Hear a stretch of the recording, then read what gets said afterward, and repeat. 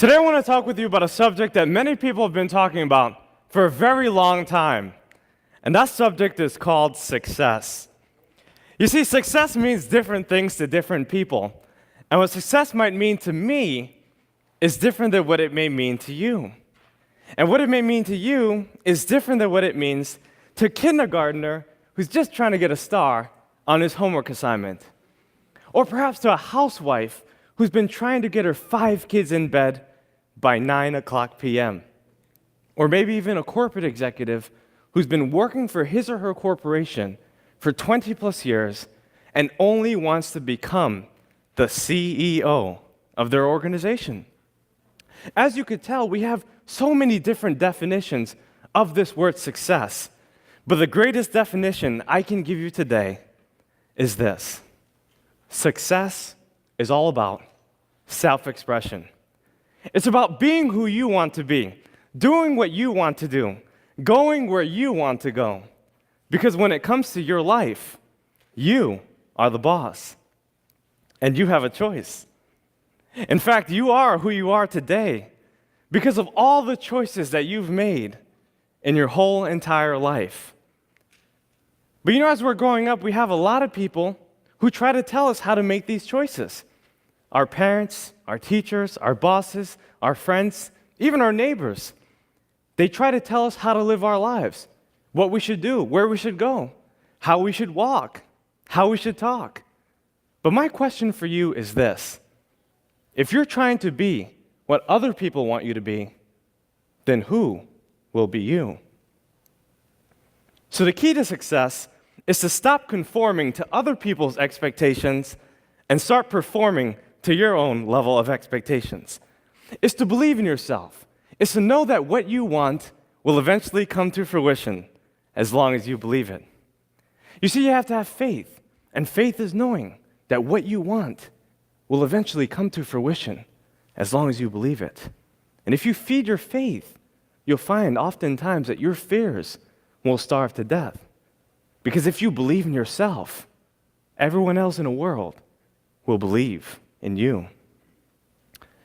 Fortunately, for a long time, I didn't quite believe in myself. Actually, I used to be the kind of person that mothers would often warn their daughters about. And fathers would tell their sons, if you keep doing what Daniel Alley's doing, you're going to end up where Daniel Alley's going. Now, they had some credence to what they were saying, because as you can imagine, your reputation really is your best advertisement. I really didn't have a good reputation, because I was living so far below my potential that I was actually living in my mother's basement. By the age of 21, I had worked over 40 different jobs. I got fired from more jobs than more people had. In high school, I graduated second to last. The last guy, well, he was in jail. I was on drugs for 8 years, and I was confused. I was broke, busted, and disgusted. And I knew that I wanted to change. The only problem was that I didn't know how. Can I see a show of hands if you've ever been in a situation where you wanted to change, but you just didn't know what to do? Well, we all have been there. And maybe we're there right now. Well, I discovered that there are only 3 ways that I can make change in my life. 3 ideas I wanted to share with you today that can absolutely revolutionize your life from today. I know these tips work because I've been able to do it myself. By the age of 24, I became a self-made millionaire. I've been able to write 3 books and travel to dozens of countries. I now reach millions of people with my work. I believe that these 3 key principles can change your life, no matter how you define success.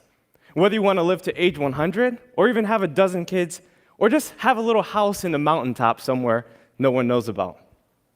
These 3 key principles will help you to realize the success in your life. The first one is to read more books. All the books in the world can help us to solve all the problems in the world. But the truth is that we don't have to read all the books in the world because we don't have all the problems in the world. But we do have to read the books that help us to solve our problems. So for instance, if you wanted to learn about money, you better be reading books that talk about money. Or if you wanted to learn how to manage your relationships or to become a better communicator, There's a lot of books on that. What I'm saying basically is that our libraries are paved with gold, and library cards are free.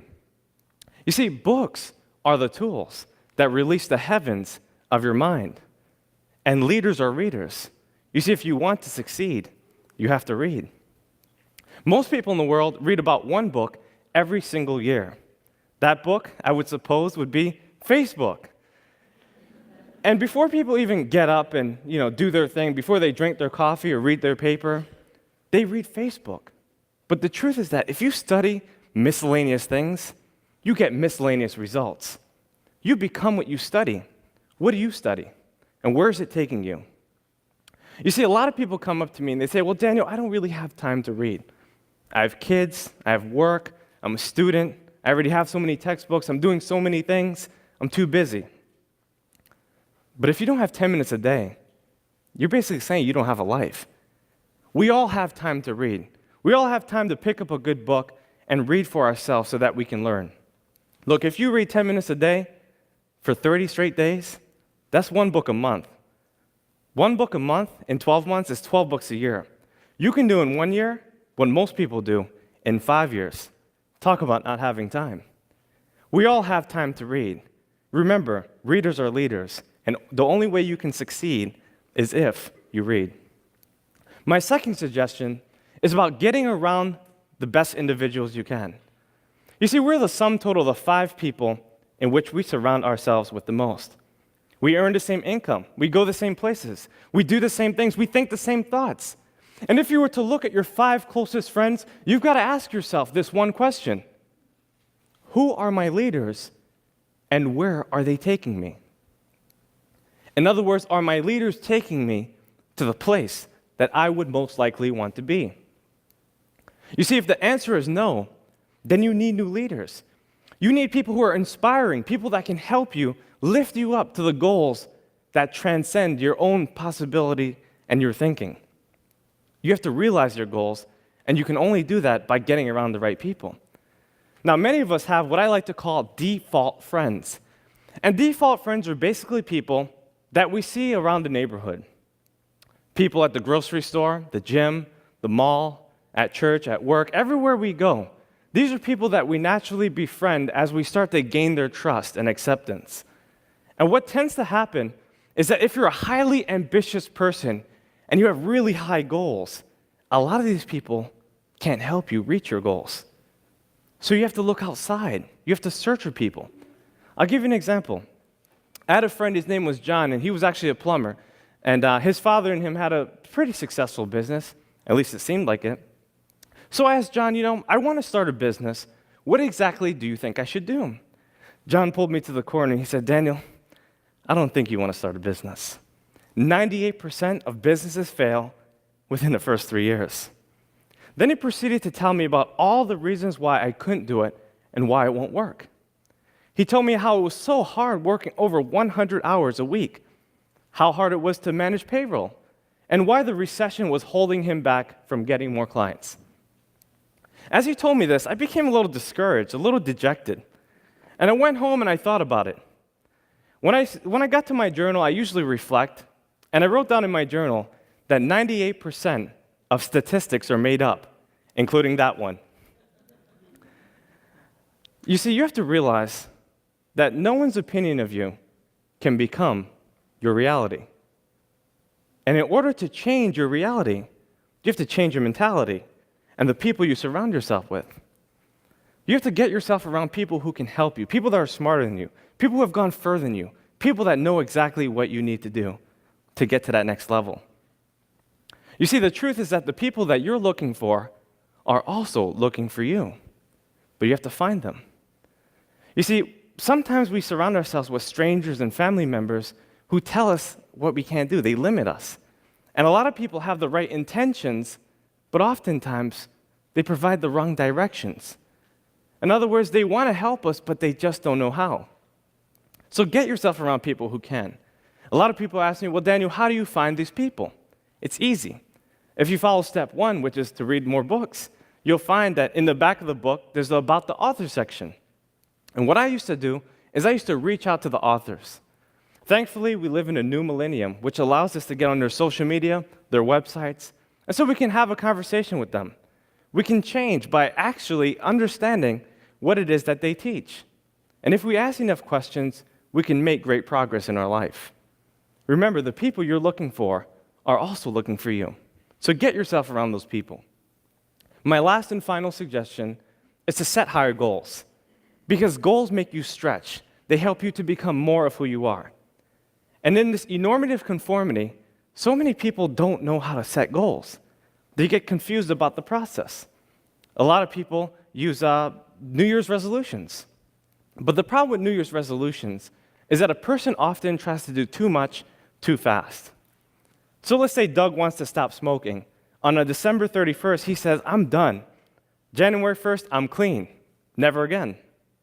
You see, he hasn't created a plan of action to achieve his goals, and therefore it is unreasonable. Bucket list is something else that people do.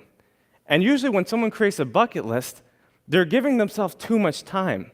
There's no urgency, and most of the time, they don't write their goals down. So what do you suggest? Well, I'm glad you asked. What I do suggest is for you to write your goals down. I believe that a dull pencil is better than a sharp mind. And to impress your subconscious mind, you have to write your goals down so that you can hold it steadfastly to who you are.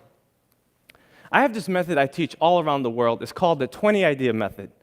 And basically what you do is you select one overarching goal that you would like to accomplish, and then list 20 ideas that corresponds with that particular goal. So let's say, for instance, you wanted to become a better public speaker. What are some things you can do? Well, you could watch TED Talks like you are right now. You could practice your speech, right? You can look in the mirror to challenge yourself. You could read the dictionary every day. There's so many things you can do. But could I come up with 20 ideas? And the answer is yes, I can come up with 100 if I wanted to. Imagine if you did this in every area of your life, financially, for promotions, for your family, and you wrote your goals down every day. You'd be able to accomplish so many things in your life. You see, we have everything we need in order to succeed, but we have to take the things that we have to get more of the things that we want. From the cars that we drive, to the clothes that we wear, to the food that we eat, and the people that we meet. In this depository of diversity, we have everything we need in order to succeed. But we have to believe. You see, when you believe in yourself, you'll find that everyone else in the world will believe in you. And you also have to think big. When you think big, you'll do big, and you'll win big. Well, big is actually the 3 ideas I wanted to share with you today. B, the books that you read. I, the individuals you meet. And G, the goals that you set for yourself. Books, individuals, and goals. That's all you need to accomplish success. Because when you think big, you'll do big. And you will win big, my friends. Thank you.